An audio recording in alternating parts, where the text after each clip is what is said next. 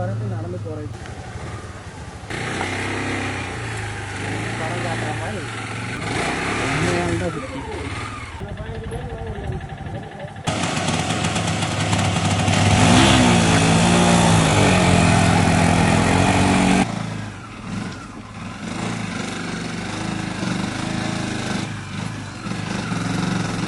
குழியும் இதான் கட்டை காணும் வெட்டி அப்படி இருக்கு. ஹாஸ்பிட்டல் போறனாவே 2 hour 3 hour ஆகும். வீல் எடுத்து போனாலும் 1500 சரி எடுப்பாங்க. வீலுக்கு 1500 2000 எடுப்பாங்க.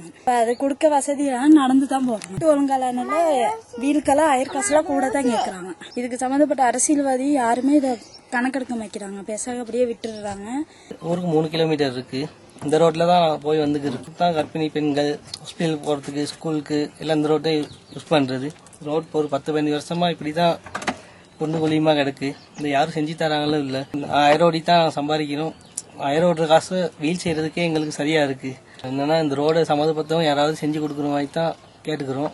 அந்த செவடன் ரோட்ல ஏற்கனவே உடஞ்சி எக்ஸிடென்ட்னால ஒரு 2 டீப் போயிட்டு ஒரு அக்கா இறந்திருக்காங்க. அதனால ரோட்டை கொஞ்சம் பாஸ் செஞ்சுட்டாங்க. கர்ப்பிணி தாய்மார்கள் நிறைய பேர்கள் அவதிப்படுறாங்க. ஸ்கூல் பாடசாலை மாணவர்கள் நம்மளோட என்சில உள்ள வீல் மட்டும்தான் வருதுங்க. மத்த அவசரத்துக்கு வீல் எடுத்தா வரமாட்டேங்கிறாங்க. கேட்டா 2000-3000 கேட்கறாங்க. ரோட் அவ்வளவு மோசமா இருக்கு. நாங்களும் ஸ்ரீலங்கா முழுக்க எங்கெங்கயோ போயிருக்கோம். எங்கட ரோட்டு மாதிரி எங்கேயுமே மோசமான ரோட்டை எங்க பார்க்கவும் இல்லை.